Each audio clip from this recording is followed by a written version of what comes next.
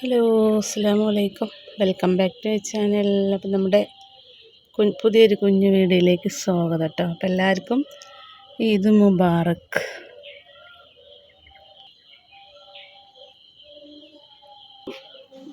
നേരമൊക്കെ വെളുത്ത് വരുന്നുണ്ട് കേട്ടോ.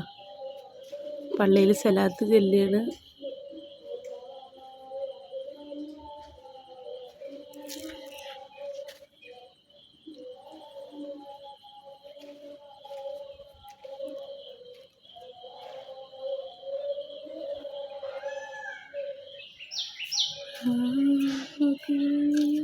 പാല് വന്നിട്ടുണ്ട് കേട്ടോ. നമുക്ക് പാലിശേഷി വന്നിട്ടുണ്ട്.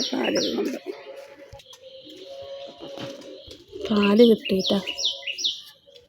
പള്ളിയിൽ സ്ഥലത്തല്ലേ സൗണ്ട് കുറച്ചേ കേൾക്കണം.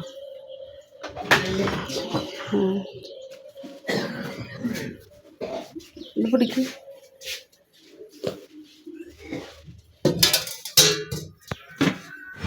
അപ്പോൾ എല്ലാ കൂട്ടുകാർക്കും ഈദ് മുബാറക്ക് കേട്ടോ. അപ്പോൾ രാവിലെ തന്നെ നമ്മുടെ പള്ളിയിൽ നിന്ന് ചെറുതായിട്ട് സലാത്ത് ഇങ്ങനെ കേൾക്കുന്നുണ്ട് കേട്ടോ. പക്ഷെ അത്രയ്ക്ക് ഒച്ചയില്ലെങ്കിലും നമുക്ക് കുറച്ചിങ്ങനെ കേൾക്കാൻ പറ്റും കേട്ടോ. നമുക്ക് ഇങ്ങനെ പാടത്തൊക്കെ ആയതുകൊണ്ട് അത്ര കേൾക്കില്ല. ബാക്കിൽ നിന്ന് കുറച്ച് അധികം കേൾക്കും കേട്ടോ. അപ്പം ഞാൻ രാവിലെ തന്നെ നമ്മുടെ റിജിക്കുട്ടിക്കും പനിയാണ്, റിൻഷിമോൾക്കും പനിയാണ് കേട്ടോ. അപ്പോൾ എന്താ പറയുക, നമ്മുടെ ഹജ്ജ് പെരുന്നാൾ ഇങ്ങനെയൊക്കെ ആയി എന്ന് തന്നെ പറയാം. ഒരു ഉത്സാഹമില്ലാത്ത പെരുന്നാൾ പോലെ ആയിട്ടാണ്. പിന്നെ കുറേ മരണങ്ങളും പിന്നെ നമ്മുടെ തൊട്ട് വീട്ടിലൊരു മരിപ്പും ഒക്കെ പാടായപ്പോൾ ഭയങ്കര ജാതി ഇടങ്ങറ് കേട്ടോ. പിന്നെ ഉമ്മയില്ല, എല്ലാം പാടെ ജാതി ഇടങ്ങറ് പോലെ ഉണ്ട്. അപ്പോൾ രാവിലെ തന്നെ റിയാസ്ക്ക് പിന്നെ നേരത്തെ സാധനങ്ങളൊക്കെ വാങ്ങിക്കൊടുത്ത് തന്നു കേട്ടോ. പിന്നെ നേരത്തെ എണിച്ച് പണിയൊക്കെ ഒരുക്കാമെന്ന് വിചാരിച്ചു. പിന്നെ റിജിക്കുട്ടി എണിച്ച് കഴിഞ്ഞാൽ പിന്നെ ഒന്നും ചെയ്യാൻ വിടില്ല കേട്ടോ. അപ്പോൾ ഞാൻ ചിക്കനൊക്കെ നേരത്തെ റിയാസ്ക്ക് കൊണ്ടു തന്നപ്പോൾ വേഗം ചിക്കൻ വറുത്തിട്ട് മറ്റേ വെല്ലുവിളിയൊക്കെ ഇട്ട് ഗ്രേവി പോലെ വെച്ചിട്ടുണ്ട് കേട്ടോ.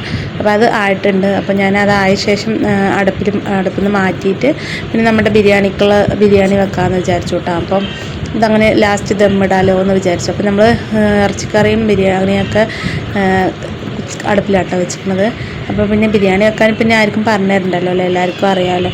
അപ്പം ഞാനിവിടെ എനിക്കറിയണ പോലെ ഒരു പാലക്കാട് സ്റ്റൈലിലുള്ള ബിരിയാണിയാണ് കേട്ടോ. അപ്പോൾ ആദ്യം എണ്ണയും കുറച്ച് എണ്ണയും കുറച്ച് നെയ്യ് ഒഴിച്ചിട്ട് പിന്നെ വലിയുള്ളി, പട്ട, ഗ്രാമ്പൂ അതിൻ്റെ സാധനങ്ങളൊക്കെ ഇട്ടിട്ട് പിന്നെ നമ്മൾ ഇഞ്ചി പേസ്റ്റ്, തക്കാളി പേസ്റ്റ്, തൈര് ഒക്കെ ഇട്ടിട്ട് പിന്നെ ആവശ്യത്തിന് വെള്ളം ഒഴിച്ച് കൊടുത്തിട്ട് വെക്കട്ടെ. അപ്പോൾ നമ്മളൊന്ന് പുതിയ വട്ടയിലാട്ടോ വെച്ചിരിക്കുന്നത്. പിന്നെ അങ്ങനെ ഞാൻ അരിയൊക്കെ ഇട്ട് കൊടുത്ത് തിളച്ച ശേഷം ഒന്ന് ദമ്മിട്ടിട്ടുണ്ട്. ഇനി നമുക്ക് ദമ്മ് പൊട്ടിച്ച് നോക്കിയപ്പോൾ കുഴപ്പമില്ല കേട്ടോ, നന്നായിട്ട് ബിരിയാണി വന്നിട്ടുണ്ട്. അപ്പോൾ കുഴപ്പമില്ല കേട്ടോ. ചട്ടി ഒരു 2 കിലോനൊക്കെ വെക്കാൻ തോന്നുന്നു. 1 കിലോൻ്റെ ചട്ടിയാണ്, അപ്പോൾ എന്നാലും 2 കിലോനൊക്കെ വെക്കാം. പിന്നെ ഇതാ നമ്മുടെ ഇറച്ചിക്കറിയും ആയിട്ടുണ്ട് കേട്ടോ. അപ്പോൾ റിയാസ്ക്ക് പള്ളിയിലൊക്കെ പോയി വന്ന ശേഷം കഴിക്കുകയാണ്.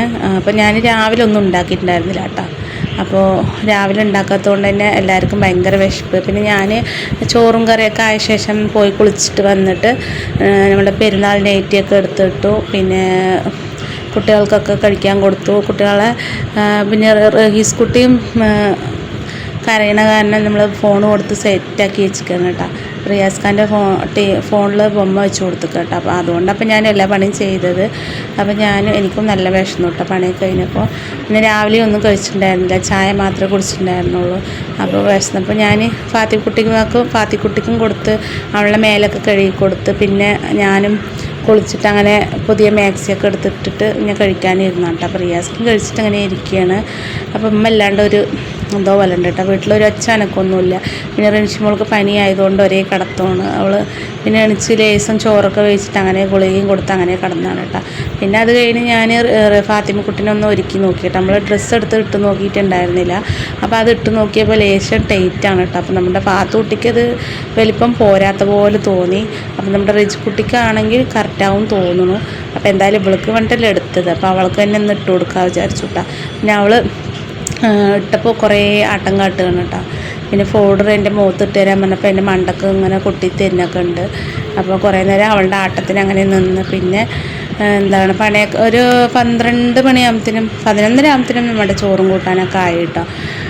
പിന്നെ മക്കളിനൊക്കെ കൊടുക്കാനും കഴിക്കാനും കുളിപ്പിക്കാനൊക്കെ നിന്നു. പിന്നെ റിജിക്കുട്ടിക്കും ചെറുതായിട്ട് പനിയുണ്ട്. പിന്നെ റിൻഷിമോൾക്ക് നല്ല പനിയുണ്ട് കേട്ടോ. അപ്പോൾ ഗുളിക മരുന്നും ഒക്കെ കൊടുത്തിട്ട് ഇങ്ങനെ കുറച്ച് ചോറും കഴിച്ചു കേട്ടോ. അവൾക്ക് അവൾക്ക് നല്ലൊരാഗ്രഹമായിരുന്നു കേട്ടോ. മൈലാഞ്ചി ഇടണം, ഡ്രസ്സൊക്കെ ഇടണം, കൂട്ടുകാരനെ വിളിക്കണം എന്നൊക്കെ പറഞ്ഞതായിരുന്നു. പക്ഷെ ഒന്നും അവളുടെ ആഗ്രഹം പോലെ നടന്നില്ല കേട്ടോ. എന്താ ചെയ്യുക, പെട്ടെന്ന് എടുത്തിട്ട് പോലെ പനി വന്നു അവൾക്ക്. പിന്നെയും അവൾ ഗുളിക കഴിക്കുമ്പോൾ പനി വിടുന്നുണ്ട്, പിന്നെയും എണിക്കും, പിന്നെയും കിടക്കും. അങ്ങനെ ഒരു അവസ്ഥയായി പോയി കേട്ടോ. പിന്നെ ഇനിയിപ്പോൾ സ്കൂളിലേക്ക് 2 ദിവസം വിടുന്നില്ല, പനിയൊക്കെ മാറട്ടെ എന്ന് വിചാരിച്ചു. പെട്ടെന്ന് എടുത്തിട്ട് പോലെ പനി വന്നു കേട്ടോ അവൾക്ക്. അപ്പോൾ അങ്ങനെ ഞങ്ങൾ കഴിക്കലൊക്കെ കഴിഞ്ഞു. ഇനി നമ്മുടെ വീഡിയോ എഡിറ്റ് ചെയ്ത് ഇടണം, അങ്ങനെ ചെറിയ പണികളൊക്കെ ഉണ്ട് കേട്ടോ. പിന്നെ അപ്പം നമ്മുടെ ഇന്നത്തെ പെരുന്നാൾ വിശേഷങ്ങൾ ഇതൊക്കെ തന്നെയാണ് കേട്ടോ. ഒരു വല്ലാണ്ടും ഓരോ വിഷമങ്ങളും ഓരോ ഉഷാറില്ലാത്തൊരു ഇതായിപ്പോയി കേട്ടോ. പെരുന്നാൾ ചോറൊക്കെ തിന്നു കേട്ടോ. പെരുന്നാൾ അങ്ങനെ പിരിഞ്ഞു. അപ്പോൾ എല്ലാം അടിപൊളിയായിട്ടാണ്. പിന്നെ ഭയങ്കര സങ്കടമുണ്ട്. കാരണം എന്താ പറഞ്ഞാൽ റിൻഷിമോൾക്ക് പനിയും അതിൻ്റെയൊക്കെ ഒരു ഉഷാർ കുറവുണ്ട്. പിന്നെ എന്താ പറയുക, മനസ്സിനൊരു അസ്വസ്ഥത പോലെ. പിന്നെ നമ്മുടെ തൊട്ടുപടുത്ത അവരുടെ കുടുംബത്തിലൊരു മരിപ്പാട്ടാണ്. ഞാൻ ആദ്യം ഇരുന്ന അവിടെ പൂളക്കാട് ഒരു അവർ ഈ തൊട്ടുപടുത്ത തന്നെ അമ്മായിൻ്റെ മോനാണ് കേട്ടോ. ഇത്തിരി പ്രായമുള്ള ആളാണ്, എന്നാലും നമുക്ക് അറിയുന്ന ഒരാളാണ്. അപ്പോൾ മരണപ്പെട്ടു. ഇന്ന് 3 മണിക്ക് മരിപ്പെടുക്കും കേട്ടോ പറഞ്ഞത്.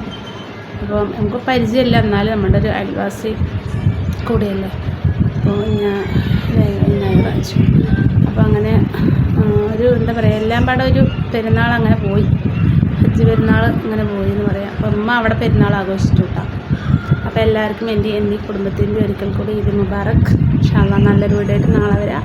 അസ്സലാമു അലൈക്കും.